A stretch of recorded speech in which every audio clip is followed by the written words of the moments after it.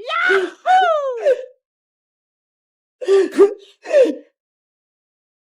Wow! Ang galing! Gumagana siya! Para akong nagtitinda na sa may SM! Guys, tingnan nyo ha! Yung order kong laruan, dumating na! Alam nyo ba kung anong tawag dito? Ito yung ginagamit sa may SM kapag mga nagbabayad ng grocery. Tara, tingnan natin!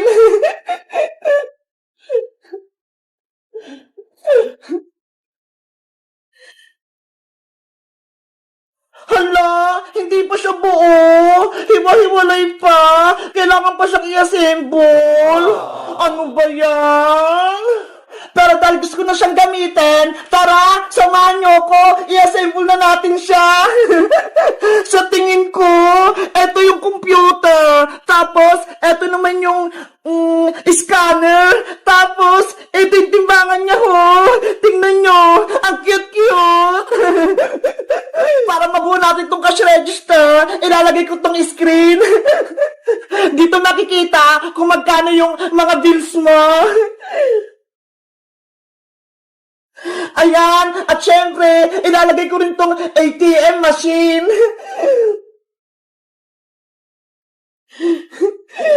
Nasaan na yung ATM? Ay, ito! Ayan na guys! Nabuo ko na siya! Kaso, parang kulang. Ay, alam ko na! Kulang siya ng sticker! Ito ho! Kailangan ko siyang idikit-dikit dito! Guys, kailangan ko na itong idikit para maging maganda yung kalabasan ng kaha natin. Ito na, ididikit ko na siya. Unang ilalagay ko ay yung nandito. Yung mga prutas-prutas. Ito ho.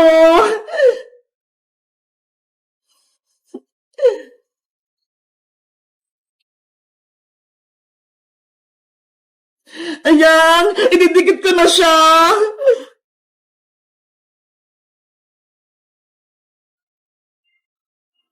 Ayan! Ang next ko naman, yung parang mga calculator dito, yung mga number. Ito.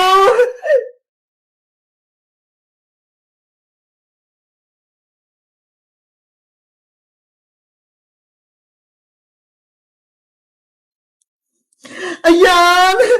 Ano kayang sunod? Ay, ito na lang, yung dito sa may kaha niya. Ito.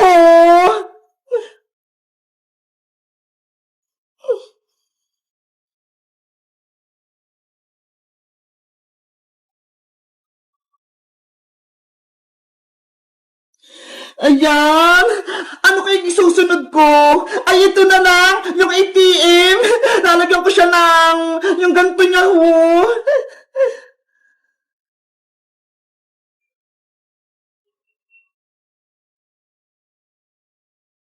Ayan! Tapos meron pa siya sa likod! Tingnan niyo!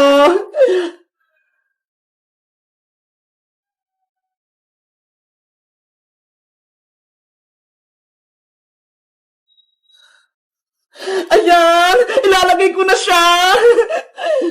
Wow! Grabe! Ang cute-cute niya! Ano pa kayang next? Gagayain ko na lang dito sa box! Hindi ko kasi alam eh! Ay, ito! Yung dito sa timbangan! Ito, sa may baba! Ito muna unahin ko! Ayan! Ang cute-cute niya talaga! Ito yung sa may piluhan, kung magkano na yung timbang, pati yung presyo. Ano pa? Ito, yung paaro. Malapit na siya guys ma-assemble. Ang ganda nito panigurado.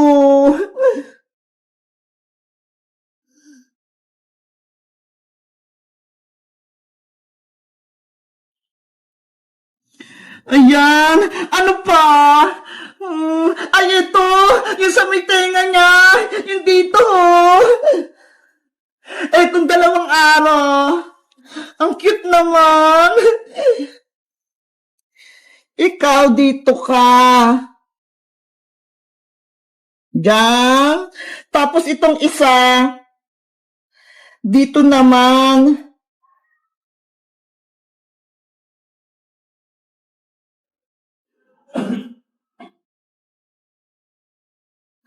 Ayan na! Kompleto na siya! Eto na lang! Welcome! Saan ko kaya ito pwedeng ilagay? Ay! Dito pala sa lalagyan ng pera! Nakalimutan ko!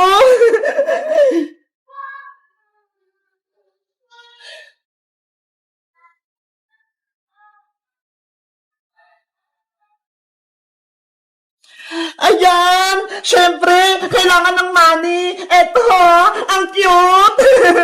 Ilalagay ko siya dito!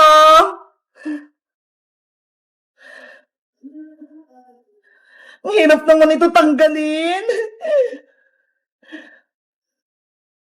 Ay, ito! Natanggal ko na siya!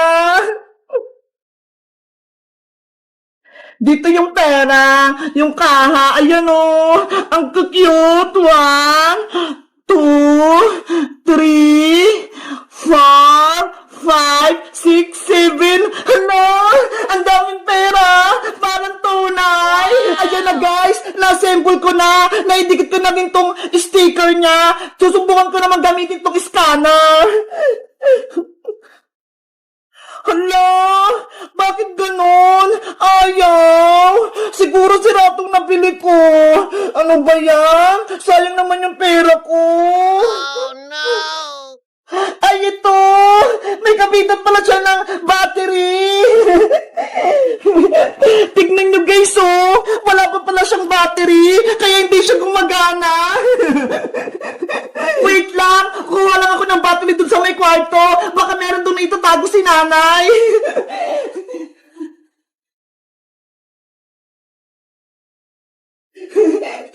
Guys! Meron akong 2 battery! Ito ho! Ilalagay ko na!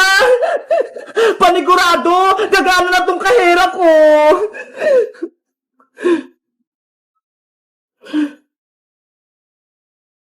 Ayan na! Nailagay ko na yung battery! Susubukan ko na kung gumagana tong scanner! Wow! Hala! Ayan! Gumagana na siya! Ang cute! Tapos may ilaw pa ho! Ay, wait! Susubukan kong gamitin ito sa binili ni nanay na grocery!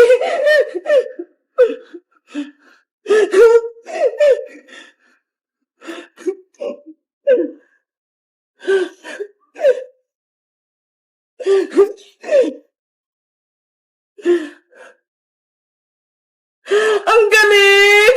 Gumagana siya! Para akong nagtitinda na sa may SM! Guys, sa tingin niyo, maganda ba itong nabili kong cash register? Mag-comment lang kayo kung maglalaro kami nito ni Princess! Bye-bye!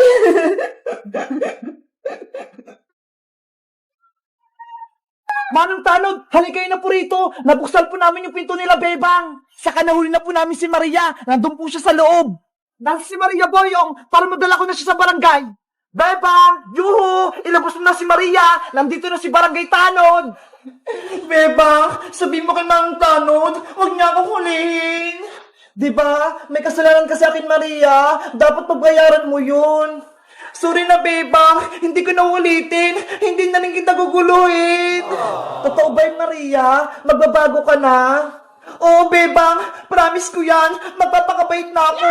Basta huwag mo kong ipapahuli kay Manong Tanod, ah. Pag-iisipan ko pa. Bebang, ilabas mo na si Maria. Bebang, kinakabahan ako. Wait lang, Maria.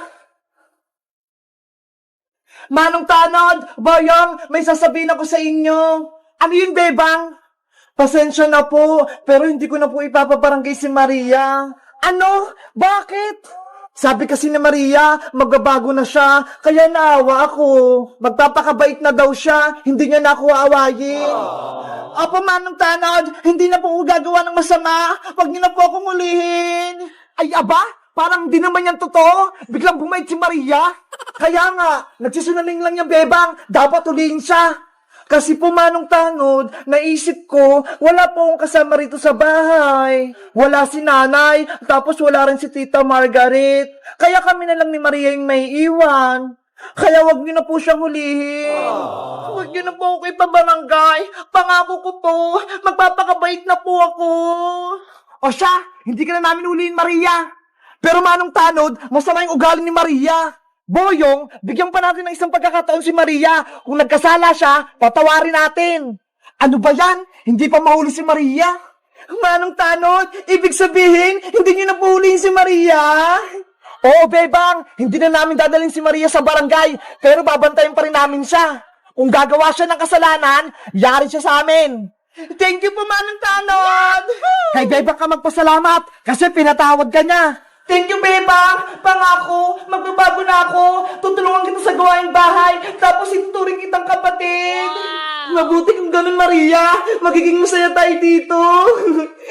O siya, Bebang Maria, aalis na ako. Mag-iingat kayo rito. Mag-iikot pa ako sa barangay. Apa, Manong Tanod, mag-iingat rin po kaya. Ikaw, Maria, kapag may masama kapag ginawa kay Bebang, ako yung huli sa'yo. Naiintindihan mo?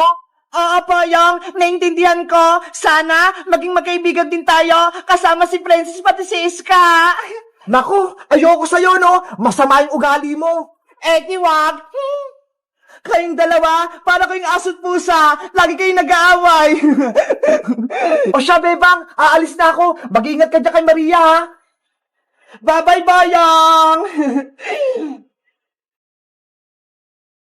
May tumatawag. Sino kaya yun? Ako lang sasagot, Bebang.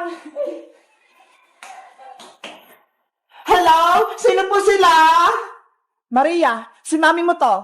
Hey, Mami! Kamusta ka? Namimiss kita! May sasabihin ako sa'yo. Makakalabas na ako ng barangay. Babalik ako sa bahay nila, Bebang. Antayin mo ako dyan. Oh, no! Talaga po, Mami? Uwi na po kayo rito! Humanda si Bebang sa pagbabalik ko. Papay na. Papay po, Mami. Ingat po kayo pa uwi. Maria, sino yung tumawag? Wala yung Bebang. Wrong number lang. Hindi ko yung kilala.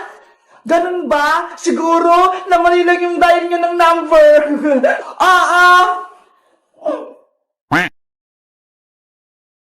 Guys, si Maria, pinatawad ko na, kaya siya na yung kasama ko dito sa bahay.